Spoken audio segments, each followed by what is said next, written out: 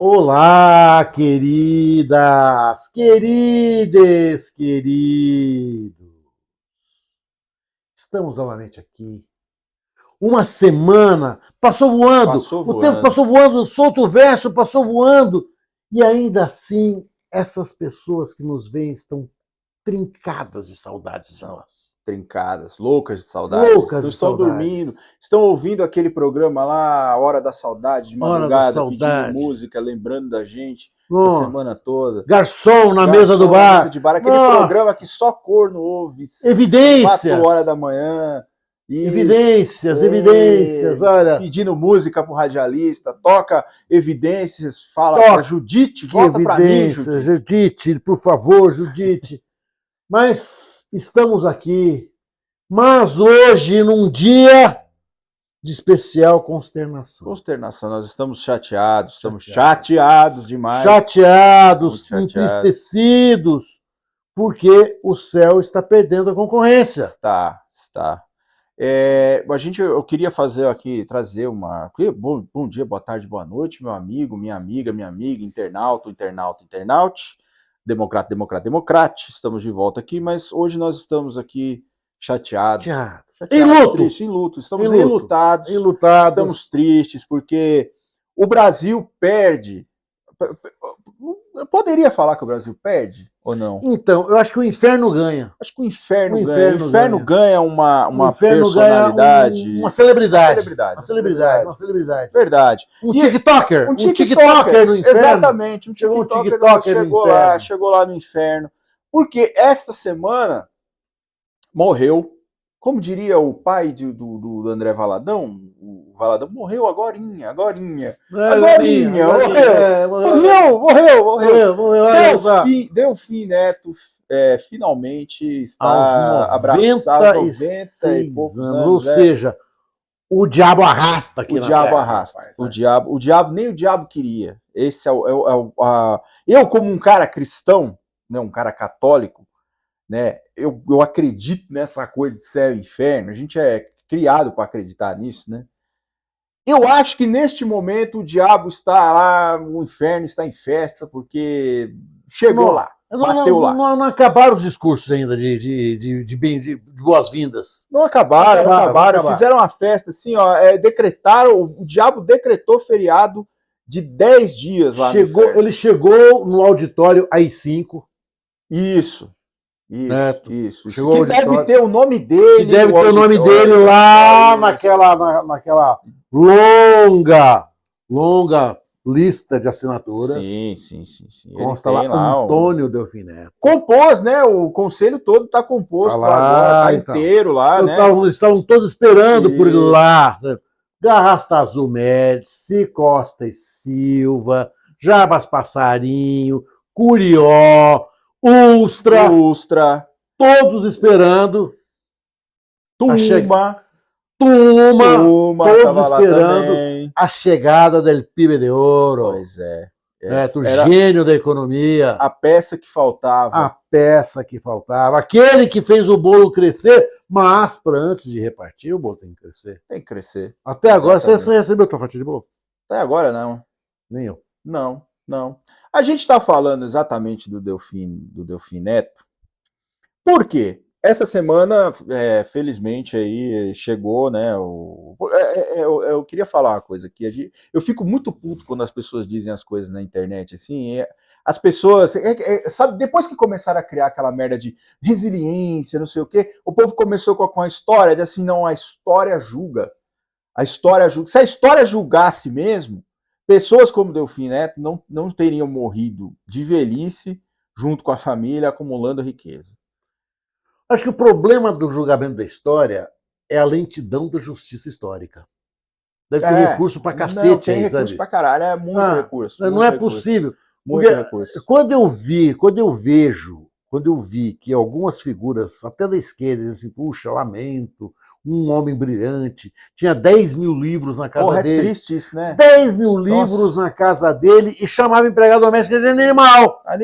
Olha, esses animais estão acabando. Por quê? Porque as empregadas domésticas, os trabalhadores domésticos começaram a ter direitos trabalhistas. Mas, ó, quem tem, quem não tem, eles não tem, não vai ter mais esses animais, porque eles estão acabando. Ou seja, o Delfim Neto é a prova de que erudição, cultura, empatia e humanismo são bons e diferentes. Você pode ter a erudição que for, mas você pode ser um Delfim Neto.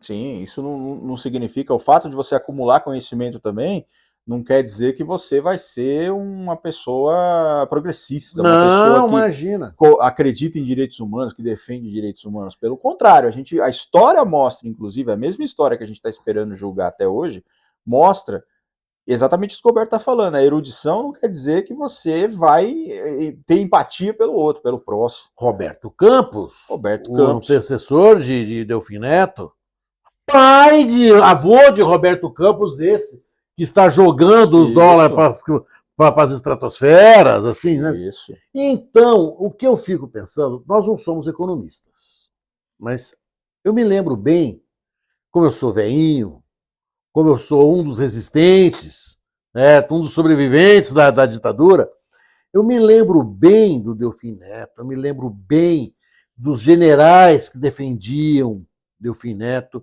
Eu me lembro de uma frase do último general da ditadura militar, João Batista de Figueiredo, avô deste Figueiredo. Isso. Né? Ou seja, essa gente não morre, eles transferem, parece uma corrida de observação, parece aquela corrida de bastão, de revezamento. Eles vão transferindo o bastão de um para o outro. Assim, né? Ele disse assim, ó, o Delfim só sai comigo. O Delfim era uma espécie de posto Ipiranga do regime militar. Né? O Delfim Neto criou a recessão. A dívida externa, tudo isso é dele. Neto. As novas gerações não se lembram, mas nós tivemos no Brasil ciclos inflacionários que hoje seriam considerados ciclos delirantes, mas foram reais. Né? Você tinha um preço de manhã e outro preço do mesmo produto à tarde. Qual é o produto? Do alface, do saco de cimento, do tomate, do arroz, do quiabo, da carne. Essa gente do regime militar aprofundou o fosso da desigualdade social brasileira. Essa gente do regime militar aprofundou o fosso das diferenças regionais no Brasil. Essa gente do regime militar carrega na sua canga mortes de crianças por fome, por falta de suporte calórico. Aí o cara falou, não, morreu um homem culto. Pô, desculpa, eu tô cagando pra cultura dele, velho. Também. A gente fez questão de falar. Essa cultura que não serviu para melhorar a vida de ninguém, mas a vida dele sim, a vida daqueles que ele protegeu, porque ele era um serviçal da ditadura, também. Eu não vejo. Quando eu via alguns amigos, assim, não, eu me lembro dele, eu cheguei a conversar com ele, um homem muito culto, um homem muito simpático. Tinha 85 anos de idade, já tinha feito todos os males possíveis que uma pessoa pode fazer. Né? Era aquele diabo aposentado, sabe aquele diabo aposentado, bonachão? Transferiu as capetices para outra. Aquele diabo bonachão. Assim, né? Eu acho que, olha, ele morto encerra o ciclo dos economistas do regime militar. Aqueles economistas que nos trouxeram a fome, a concentração de renda, vamos repetir. Nenhum projeto, nenhuma política pública de combate à miséria, muito pelo contrário, eles aprofundaram a miséria. Lamentar essa morte, francamente, claro que a morte em si é algo que a gente não celebra, até porque nós vamos passar por ela, entendeu? Mas lamentar, puxa vida, que perda, não houve, olha, nós não perdemos. Não. Com a devida vênia, com as bênçãos do Deus Vadimeco, ele que nos ouça e que nos ilumine, olha, vá com o diabo que o carrega. Por que que a gente está tão puto com esse caso?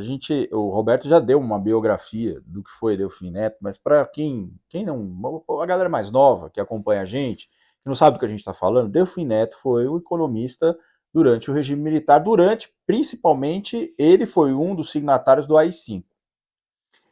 Resgataram essa semana a reunião do AI-5, onde ele diz o seguinte, ele vira o presidente e fala, presidente, eu acho que é muito pouco ainda. Eu acho que deveria endurecer mais esse regime, dando autoridade para o presidente modificar a Constituição de forma unilateral. Ou seja, se vocês acham o AI-5 ruim, e que é ruim, é óbvio, um dos episódios mais lamentáveis da nossa história, Delfim Neto foi uma das pessoas que sugeriu que o AI-5 fosse mais duro, mais violento ainda.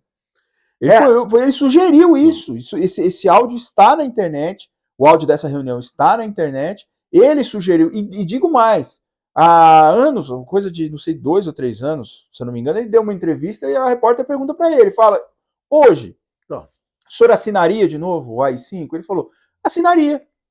Eu assinaria de novo. Então, assim, não há arrependimento.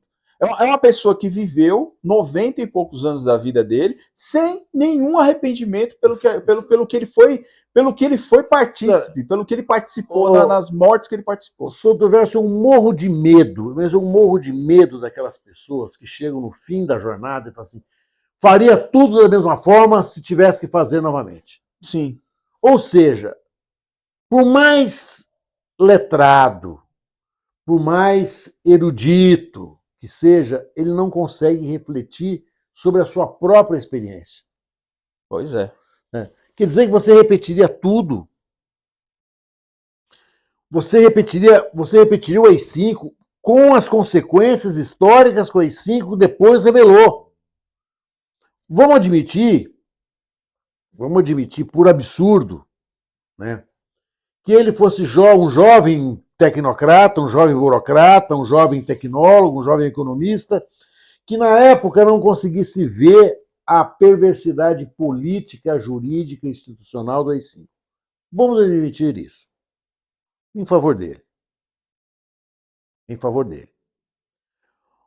Quando décadas se passam, pessoas foram presas, pessoas foram mortas, pessoas foram torturadas, pessoas estão desaparecidas.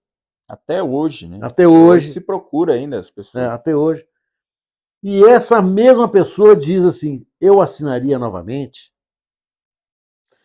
Revela, no mínimo, um desprezo por aqueles que morreram, por aqueles que sofreram, por aqueles que foram torturados, né?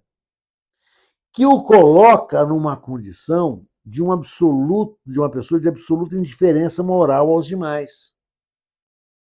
Então não surpreende de ele chamar a empregada doméstica de animal, porque na verdade não há um ser humano para ele que não seja ele mesmo ou aquelas pessoas às quais ele serviu. Sempre que eu ouço alguém falar assim, faria tudo do mesmo jeito, pô, você não refletiu em nada, cara? Você não pensou? Da tua experiência de vida, você faria tudo do mesmo jeito? E detalhe, a gente não está falando de uma pessoa que faz uma coisa e, 10 anos depois, ela está prestes a morrer e ela tem pouco tempo para refletir sobre o que ela fez. O cara morreu com 90 e poucos anos. Então, assim, ele teve aí, desde o AI-5 até hoje, 50, 60 anos. Ele teve 50 anos, seguramente, para refletir, para pensar e para dar às pessoas a chance de dizer o seguinte, todos nós podemos errar. E naquele momento eu estava errado. Eu estava errado. Sim. Não, olha, eu fiz... O colega dele de ministério, na época, ele era ministro da Educação, um coronel, o coronel Jarbas Passarinho, naquela mesma reunião, ele faz a frase famosa, as favas com os escrúpulos. As favas com os escrúpulos, exatamente. Ou seja, ele estava se sentindo mal. Ele assinou contrariado, falou assim, ó, eu estou mandando os meus escrúpulos às favas. Certo?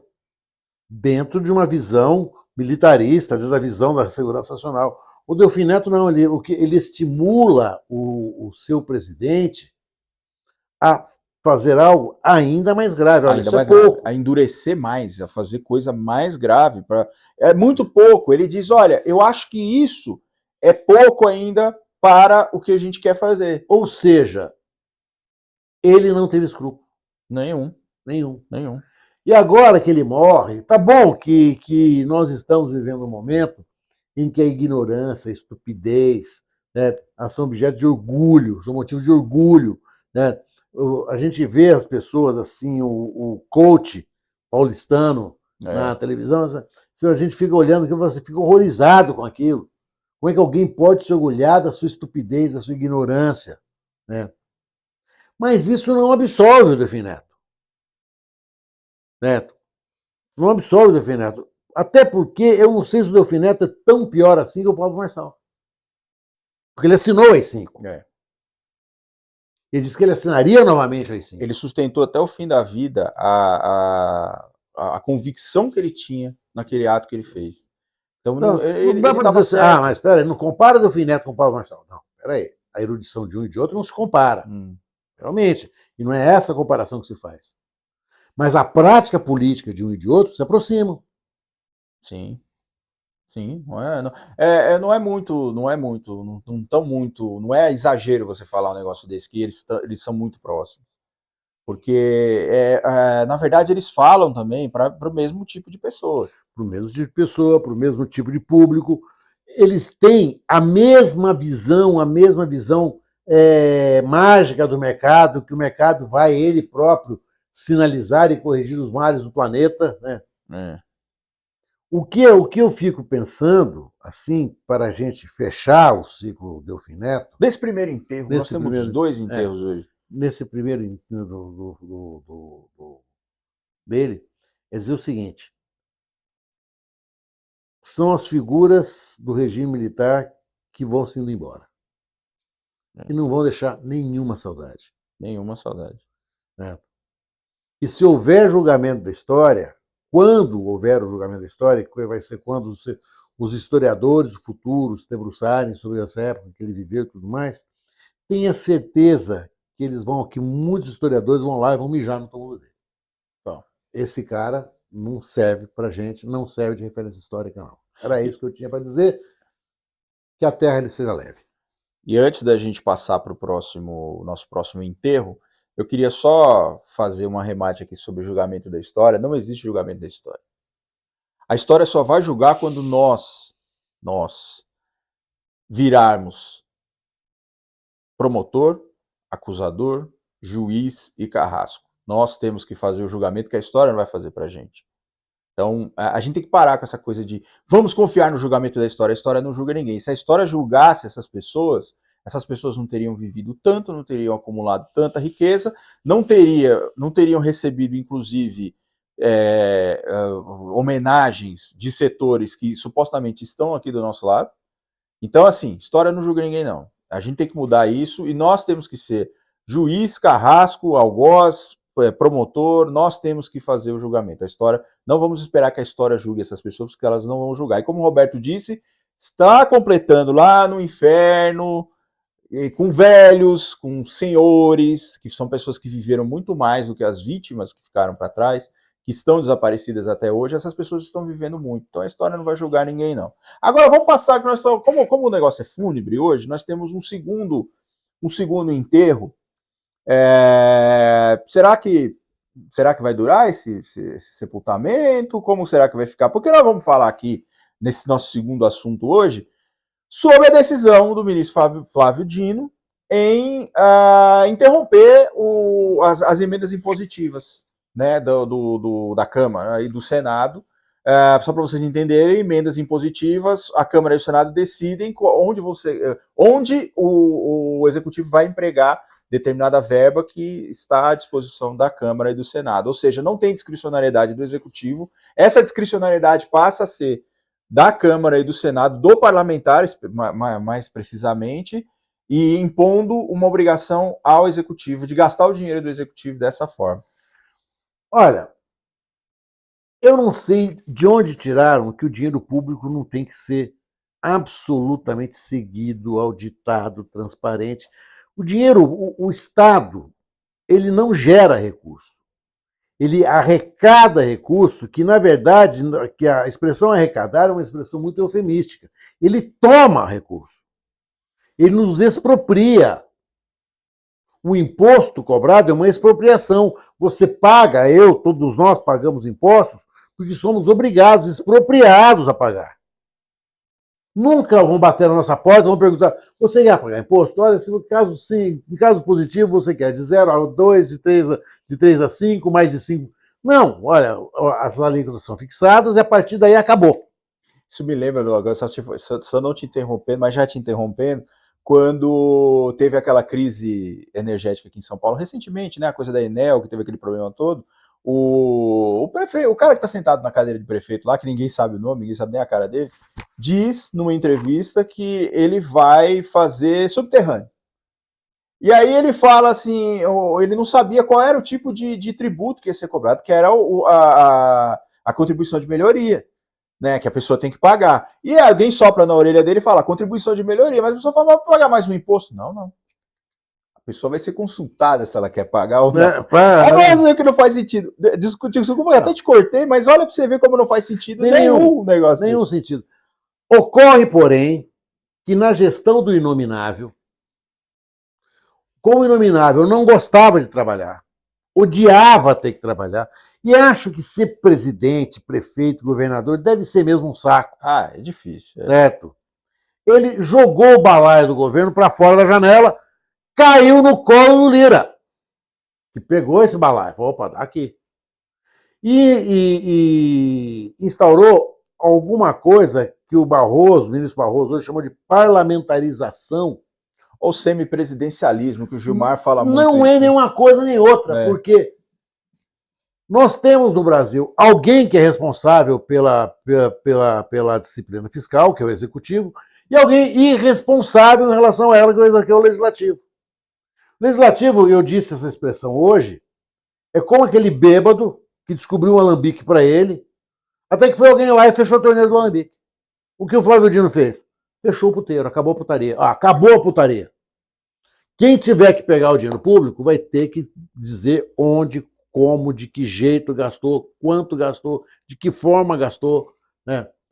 Que é tudo o que eles não querem ouvir. Principalmente no período eleitoral. Pois é. Num outro período, talvez, houvesse um discurso aqui e ali, uma coisa assim, mas agora não. Agora, o que o ministro Flávio Dino fez foi mexer na dinâmica da administração pública de uma forma radical e profunda.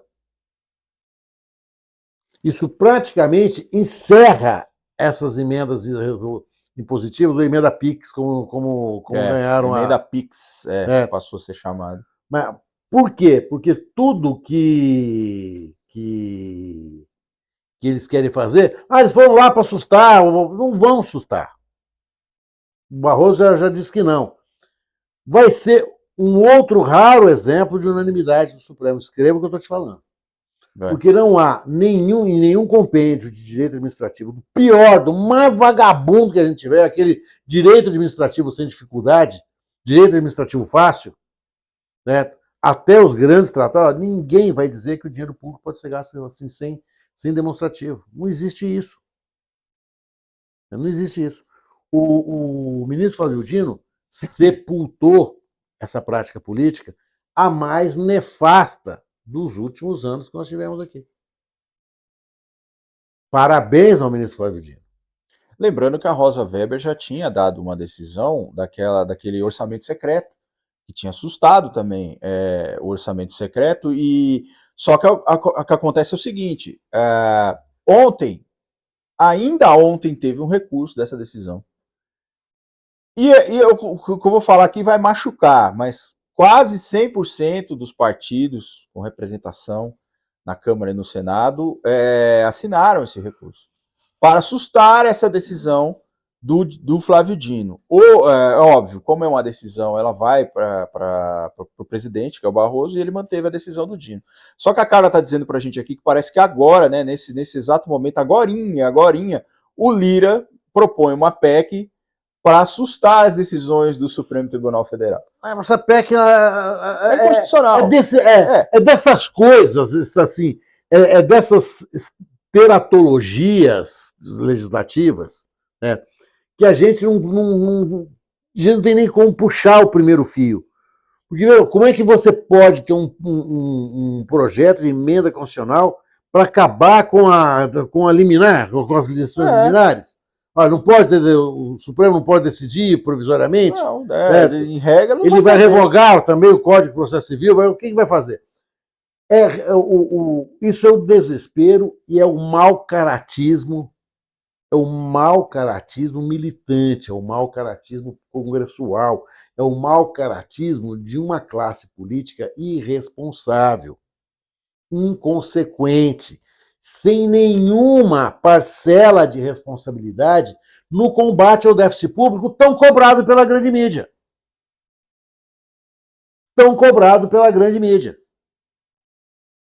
Quem é que está... Há semanas atrás,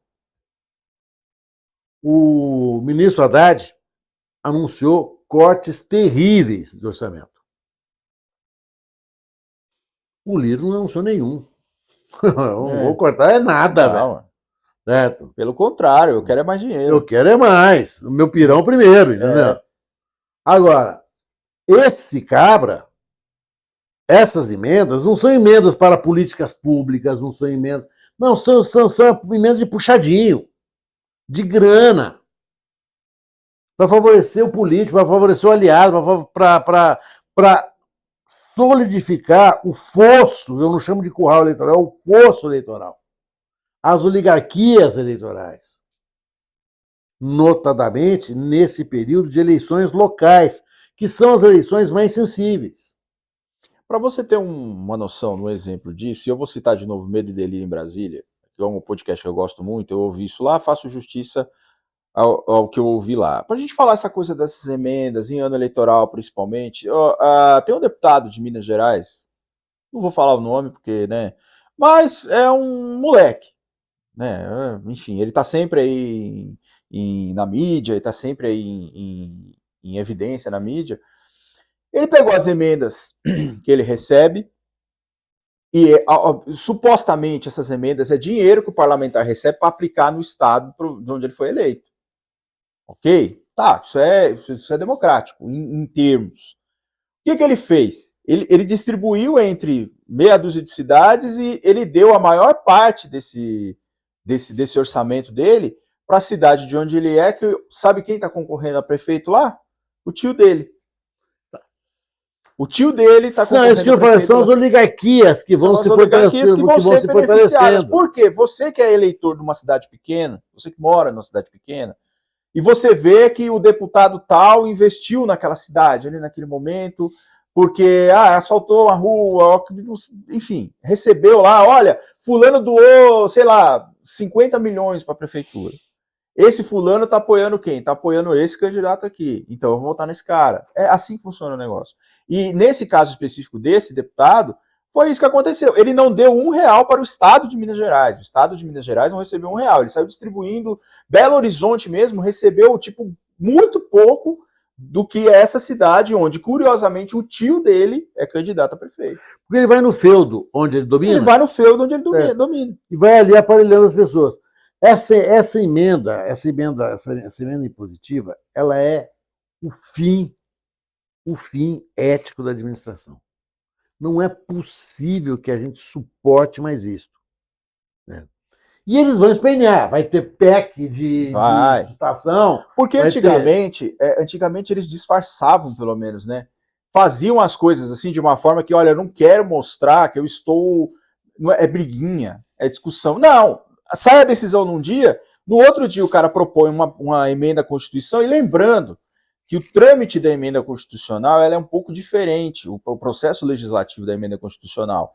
Nos projetos de lei normais, né, lei ordinária, lei complementar, você tem a sanção ou veto do presidente. Emenda constitucional não tem. Ela é promulgada direto pela mesa do Congresso. É óbvio que ela vai ser submetida ao controle de constitucionalidade pelo Supremo depois. A vantagem é o seguinte, esse controle de constitucionalidade não é sujeito a deliberação sobre que o veto tem. no caso. Né? Então, assim, é uma emenda que, assim, óbvio, a Carla acabou de falar pra gente, só acabou de sair na internet, a gente trouxe pra cá. Nós três aqui achamos que, assim, de cara ela é inconstitucional. Você não pode impor uma obrigatoriedade, assim, um controle sobre a atividade fim de outro poder. Né? Então você não pode caçar uma decisão judicial, por exemplo. O legislativo não pode fazer isso. Então, assim, ela já é de cara inconstitucional. É óbvio que ela deve ter mais, dentro dela deve ter mais inconstitucionalidades lá, mas a gente sabe que é isso, foi por birra, né? Ficou insustentável também a questão de impeachment de ministros, não tá sendo feita também, tentaram facilitar isso, tentaram fazer essa questão de impeachment, de favorecer essa questão de impeachment lá, não conseguiram força também, estão tentando fazer PEC para colocar mandato de ministro, nós não vamos dizer se a gente concorda ou não com isso, para uma outra ocasião a gente diz. Tem uma PEC também para modificar, já uma PEC tramitando também, projeto de lei, uma PEC para modificar a forma de decisões monocráticas do Supremo Tribunal Federal, que, assim, inclusive contra atos legislativos. Então, assim, eles estão contra-atacando, eles vão contra-atacar. E aí a gente volta naquilo que a gente sempre fala. Depois o Supremo vai e declara uma merda dessa inconstitucional, porque o Supremo está legislando, porque o Supremo está invadindo, porque o Supremo isso, porque o Supremo aquilo, porque o Supremo aquilo, aquilo outro. Pô, os caras têm que ajudar também. Olha, sabe? Na minha modesta opinião, o que tem em jogo aí é uma queda de braços com uma finalidade específica: a anistia do 8 de janeiro. Não tenha dúvida. Toda essa movimentação tem por pano de fundo a anistia do 8 de janeiro. Não é à toa que o inominável se comporta como se não tivesse nenhuma restrição. Porque ele acredita que até 2026 essa anistia chegou. Sim. Inclusive o filho dele disse essa semana que o Trump ganhando lá, ele está anistiado. E essa anistia não é uma anistia negociada, é uma anistia imposta por um grupo que vai se sentir fortalecido com a chegada do Alcolumbre, por exemplo. Sim. E vai continuar fortalecida com o sucessor do Lira. Quebrar esse ciclo vicioso, né, foi o grande mérito do ministro Flávio Dino. Corajoso, né? Foi corajoso. Eu acho que o ministro Flávio Dino foi republicano. Sim. Acompanhado, inclusive, para surpresa de todos, acompanhado pelo ministro terrivelmente evangélico, hein? Foi acompanhado. Não há como você dizer, não, é porque ele gasta como quiser. Você gasta como quiser o seu dinheiro pessoal. O dinheiro público que você usa representando terceira pessoa, não, claro que não. Eu entendo que nós passamos agora o pior legislativo da nossa história. O pior deles. Né? Porque não é um legislativo composto por gente apenas ignorante. Há uma ignorância, mas há também uma esperteza. Então, é a ignorância que se juntou à esperteza. Né? Elas fazem um presidente refém e vão querer fazer um tribunal de refém. Vão fazer um tribunal refém. Vão tentar fazer um tribunal refém. Porque tudo isso é para encaminhar, certo? Esses rugidos, todas as possibilidades de impeachment de ministros. Para, no fim e ao cabo, eles teriam a moeda falsa, né, de negociação, e vão dizer, tá bom, não caça a gente não caça ministro nenhum, mas também vocês não caçam o Bolsonaro, e tá tudo certo. Fica tudo elas por elas. A gente vai caminhar aqui para o encerramento, porque hoje foi um episódio muito pesado, onde a gente falou assim, a gente ficou muito triste, né? Muito triste, nossa, muito triste. Muito triste. Muito triste, a gente ficou muito chateado e é pesado, e a gente quer agora, a gente também merece um tempo para sofrer. Sabe, quando eu penso que nós estamos sem Delfim, nossa senhora! Me dá uma leveza de alma, rapaz! Olha, sabe? Cara, é como se assim, fosse aquele dia que chega. Quando chegar o dia do plantão da Globo, disser o seguinte: ele foi preso. Acho que só vai superar esse dia. Ah, não tem. Né? Mas porque também aí é um dia Não, que aí feriado, olha, esse dia vai concorrer com a Rebeca. Vai ser uma medalha de ouro, assim. Vai concorrer com a Rebeca. Vai ter que ser feriado. Eu imaginava que nenhuma outra situação fosse tirar da Rebeca o seu protagonismo no Brasil hoje. Não tem. A prisão do inominável. O dia que isso acontecer, eu quero fazer uma sugestão aqui, quem estiver me assistindo aí, de sugerir que o SUS dê corote no soro para as pessoas, sabe? Porque eu acho que vai ter que ser liberado. Assim. Vai ter 3 dias de festa. 3 dias de festa, churrasco, corote, maconha. 3 dias de festa. Vamos. Sexo, balbúrdia. Vamos comemorar o fim do fim dos tempos. Vai ser sexo gay, vai ser aquela maravilha. Olha, vai ser o mundo que a esquerda sempre sonhou. Solta o verso. Agora, o horário merchan. O horário merchan, porque nós também ainda, como esse dia não chegou, a gente também tem nosso merchan. Então, assim, se você gosta desses seus carecas preferidos, dê uma força pra gente aqui no nosso podcast também. Então, adquira os produtos oficiais, né? Aqui, ó.